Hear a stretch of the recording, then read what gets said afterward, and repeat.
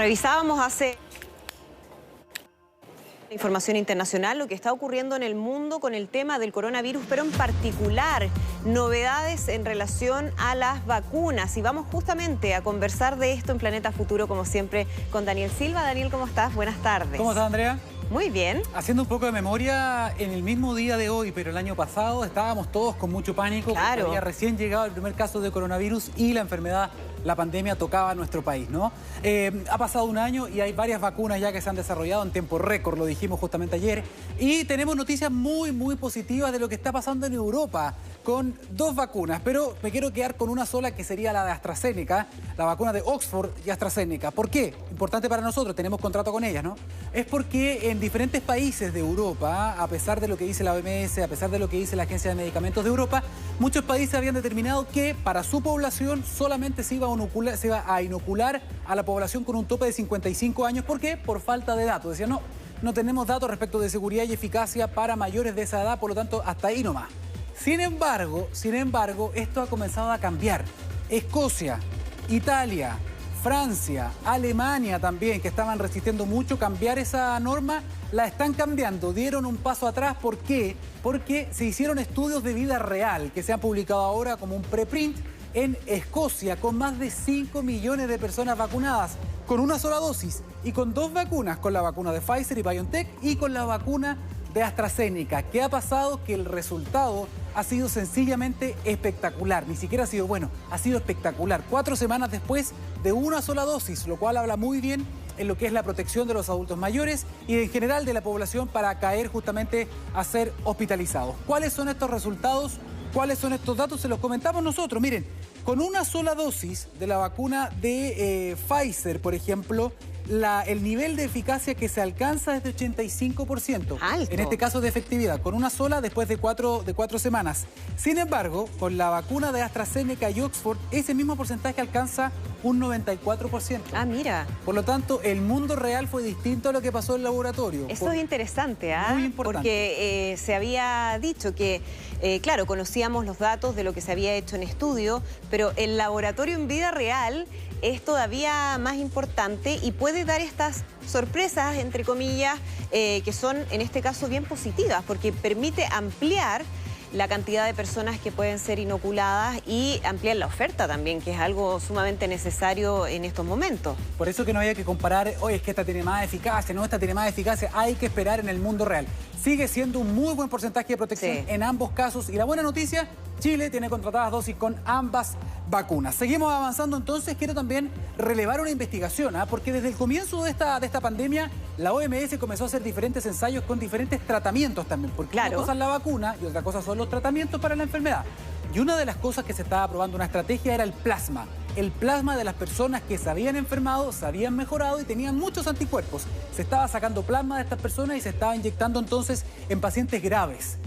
Sin embargo, no se sabe bien todavía con certeza si funciona o no funciona. La buena noticia, se hizo un estudio en Chile. Esto está recién sacado del horno. ¿Qué pasó? Mire. Y los resultados del estudio no mostraron diferencia en la probabilidad de que este desenlace de fallecer, caer en ventilación mecánica o tener una hospitalización prolongada fuera diferente entre las dos ramas de los pacientes intervenidos y no intervenidos. De hecho, en una fue un 32% y en la otra fue un 33%. Y esto contribuyó sin duda, junto con otros estudios que mostraron resultados similares en la misma dirección, que probablemente el uso de plasma, en caso de tener algún beneficio, debía ser mucho antes de que los pacientes ingresaran al hospital, antes de que se armara esta tremenda respuesta inflamatoria que se genera en los enfermos.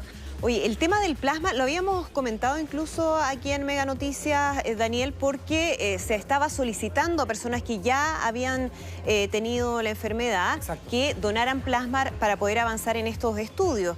Y lo que finalmente se concluye es que no tendría esa eficacia que se esperaba en enfermos graves. Exactamente. Pero podría tener ponerla en enfermos con efectos no tan graves? Exactamente, eso es lo que están diciendo ahora. Ahora, esto es lo que dice es que afirma la evidencia, suma evidencia nueva respecto de que no tendría un resultado significativo ni para reducir la hospitalización, ni para disminuir los porcentajes de muerte en pacientes que están críticos, graves, ¿no? Claro. Sin embargo, dicen, podría ser distinto si es que lo administramos en una etapa temprana de la enfermedad, cuando están recién empezando los síntomas, y eso va a requerir otro estudio. Pero es importante que esto se destaque, fue publicado recién en la revista PLOS Medicine por especialistas de la Universidad Católica. Vamos avanzando, señor director, y ahora que ha pasado un año, y esto es muy importante para toda la población, porque se dice, no, yo soy joven, a mí esta cuestión No me va a pasar nada. No me hace nada, me recupero, es un resfrío. Vamos a ver porque hay una gráfica que preparamos con los efectos y los órganos que afecta el coronavirus. Ahora que ha pasado un año y ya entendemos más la enfermedad, la COVID-19. ¿Qué afecta? Mire, por favor. A ver. Pulmones inicialmente, corazón, piel, cerebro, riñones, páncreas. Esto de partida, o sea, es una enfermedad que es multiorgánica, que puede impactar todos estos órganos. Y otra cosa, lo que más afecta, y esto está comprobado, son justamente los pulmones. Tenemos otra fotografía de un escáner, de un paciente real, que lo tenemos para que lo podamos mostrar también, si podemos, a toda pantalla. Y esto es muy importante. Estos son pulmones que están normales, ¿no? Que están casi todos negros porque tienen oxígeno. ¿Ah? Pero estas manchas blancas, permiso, que vemos acá, usted me reta, señor director, si me muevo mucho. Estas manchas blancas que estamos viendo acá es todo tejido dañado.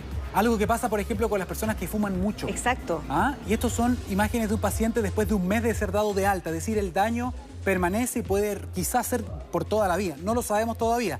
¿Cómo podemos leer esto? Y esto da muchas señales también del COVID prolongado, las secuelas que puede dejar el COVID. Se lo preguntamos a una pediatra broncopulmonar especialista en esta materia. Mire. El pulmón normal se ve prácticamente negro y todas estas manchas blancas que vemos en el pulmón con COVID generan daño en evolución. El pulmón se va achicando o se va retrayendo y de esta manera quedamos con menor capacidad pulmonar, se va endureciendo, se va poniendo duro, rígido, fibroso y de esta forma por eso se parece mucho a los daños pulmonares crónicos del cigarro, el famoso EPOC o de las enfermedades intersticiales porque afecta desde la parte más pequeña del pulmón hacia la periferia. Vamos con un cierre, importante también. Hay ciertas enfermedades que se han asociado a COVID-19, que el COVID podría ser precursor de ciertas enfermedades, como por ejemplo diabetes tipo 1, alzas de presión, problemas del corazón, caída del cabello, alopecia. Le ha pasado, por ejemplo, a Yuri. Sí. ¿Te acuerdas?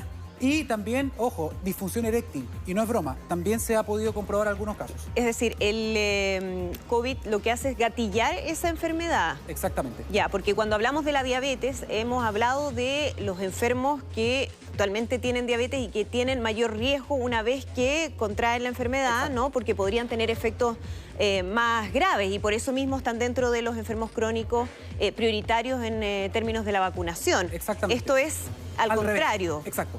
También, o sea, no solamente son personas vulnerables, sino que también personas sanas podrían desarrollar diabetes tipo 1 si es que tuvieron COVID-19. Otra razón entonces para poder cuidarnos. Vamos a seguir avanzando, señor director, porque otra cosa que hemos aprendido tiene que ver con los tratamientos. Y en esto, por favor, que no lo engañen. Usted no crea todo lo que ve en redes sociales, por internet, favor. etcétera.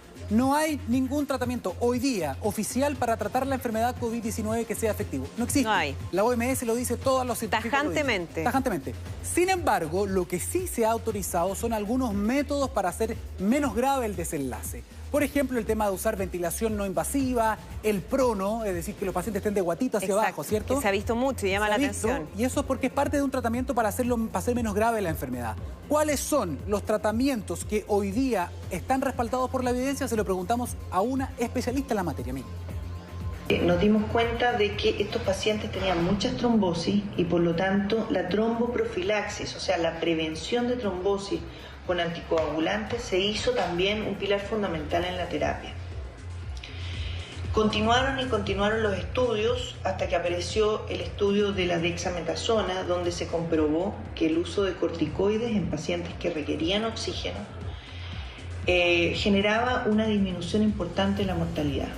Ah, mira, qué relevante eso. Sí, la dexametasona está autorizada por todos los estudios y también los anticoagulantes. Y el Remdesivir, que es un antiviral, pero solamente en Estados Unidos, que es carísimo. Para también tener alguna mirada positiva respecto de qué tratamiento a lo mejor podría ser prometedor para este año, tenemos una gráfica también porque hay varios cuya evidencia se está aumentando, se está buscando y que dan alguna luz de esperanza. Ya, o sea, están en estudio, todavía no están autorizados, pero podría ser están juntando evidencia prometedor. Para ver qué pasa. Por ejemplo, los anticuerpos monoclonales como el tocilizumab, también lo hemos hablado, el favipiravir o avifavir, que también fue polémico acá en Chile, ¿te acuerdas? Sí, me recuerdo. Un antiviral. La colchicina también ha dado resultados muy prometedores y esto que es un antiparasitario que es la ivermectina, que también genera mucha polémica entre los científicos, pero la OMS ha dicho, ¿sabéis qué más?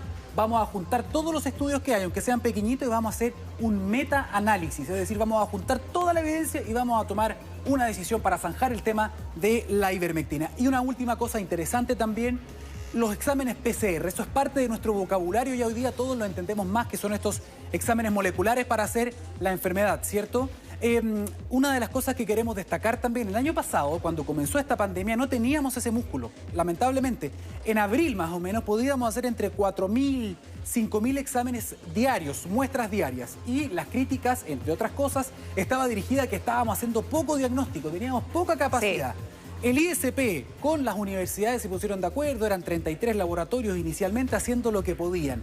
Esa capacidad creció a un nivel impresionante. En pocos meses tuvimos 157 instituciones público-privadas haciendo este tipo de exámenes. Y ya como octubre-noviembre teníamos o llegamos a tener más de 60.000 exámenes PCR diarios. Sin duda alguna nos convertimos en potencia al respecto. Ahora, ¿cuál es la novedad respecto de esto? Uno se preguntará, ¿qué podemos hacer con esta capacidad instalada, con esta musculatura, ¿no?, que hemos desarrollado? Y esto es muy importante porque podría romper el centralismo en algún tipo de exámenes. De hecho, se lo preguntamos al coordinador o al ex coordinador de los laboratorios que hacían PCR en nuestro país.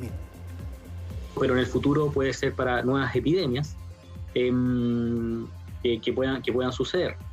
Esto también nos deja una enseñanza que es súper importante, la capacidad de poder descentralizar ciertos exámenes que hoy día, antes de la pandemia, y bueno, actualmente todavía lo sigue siendo, la región metropolitana muchas veces absorbe la centralización de muchos de ellos. Y esta apertura de nuevas capacidades, ¿cierto?, nos puede dar una lección de que ahora se podría descentralizar ciertos exámenes. Oye, qué importante que tengamos ya una estructura para posibles futuras epidemias, que es algo que todos los científicos concuerdan va a ocurrir en algún momento por toda la información que se conoce. Ahora, a propósito de los PCR, Daniel, en algún momento hablábamos de distintos tomas de PCR. Me recuerdo que se hablaba, por ejemplo, toma de muestra con saliva, a diferencia de la típica del cotonito, que quienes se lo han hecho saben cómo es.